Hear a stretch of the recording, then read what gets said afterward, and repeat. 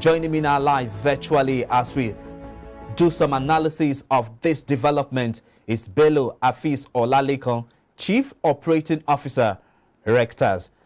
Afis, good morning and many thanks for joining us on the program today.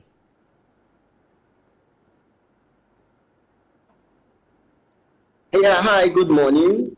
And I'm happy to have you. I'm happy to join you here, and I look forward to discussion I've been having today. Thank you so much. Let's get talking. Let me start by asking you. Let's talk about issue concerning cybersecurity in the Nigerian fintech space. How do you react to this? Yeah, so thank you so much. And I am actually impressed, with the introduction about the digital economy and the digital space in Nigeria today. Part of what you said is about how the digital economy, has contributed to over 17.47%, to the Nigerian gross domestic product, and this is very impressive. However, so as we know, no matter how good something could be, so.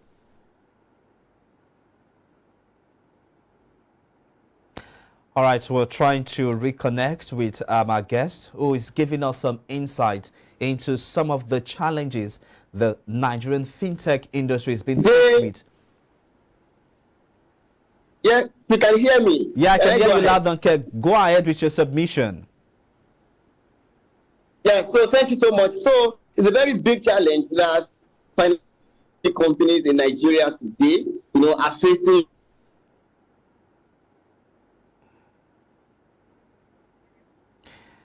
Yeah, we're expecting such situation as this. It's the world of digital age.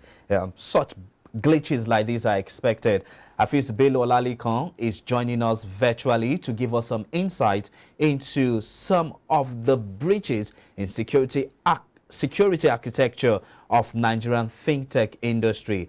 We're seeing a lot of online banks coming out to say that their security system are being breached, and in respect to that, they're losing a lot of customers' hard-earned money. How come and how long are we going to continue with all of these challenges? But the question then again we should be asking ourselves is, what are the risk measures put in place by this country to be able to cushion this situation? Because the truth is, when you talk about online and anything that has to do with online trading, online business, the issue of cybersecurity is always at the forefront. Hafiz, are you there now? Yeah, I've been with you. I don't know what's wrong with the network. Just quiet your submission. We can hear you loud and clear. Yeah, so I talked about, how banks have lost billions of dollars, due to security breach, So, and I think the challenge is that it's actually affecting, more people coming into the space. And then it's also very unfortunate. So the line is breaking. I don't know if you can hear me. So I'm going to submit it. It's a very big challenge. Yeah, so it's very serious challenge. They're having security breach in terms of how is affecting the growth of fintech, especially new people that are willing to join the space. So very unfortunate. So let's talk a bit about the Patricia infrastructure breach. What insights can you give to us concerning this development? Yeah, so thank you for that.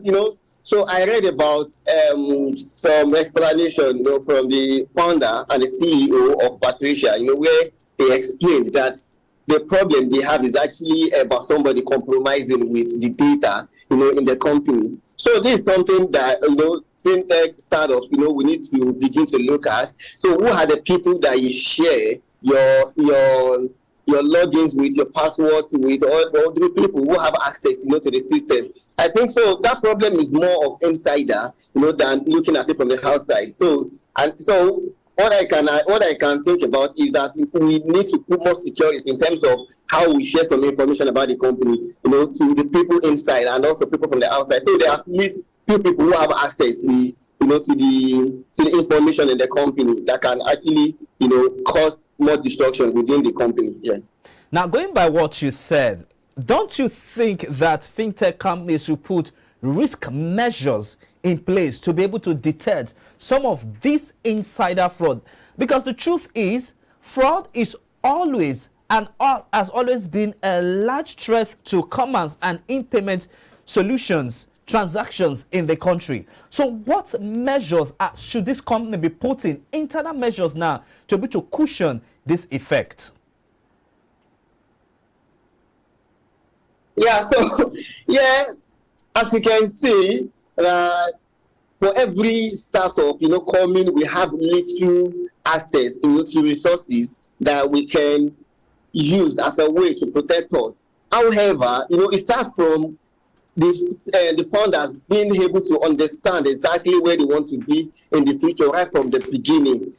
So I think the first measure that we need to put, in place is actually in terms of agreement, with other people that are going to be sharing the information in the company. That's the first. Then the second one is also about being advanced in terms of the technological risk that we're going to be putting in place. Yes, also, I can say that we have gone very far in terms of technology in Nigeria today, but not as far as we can be. So more has to do in terms of how we can put more security infrastructure, in building our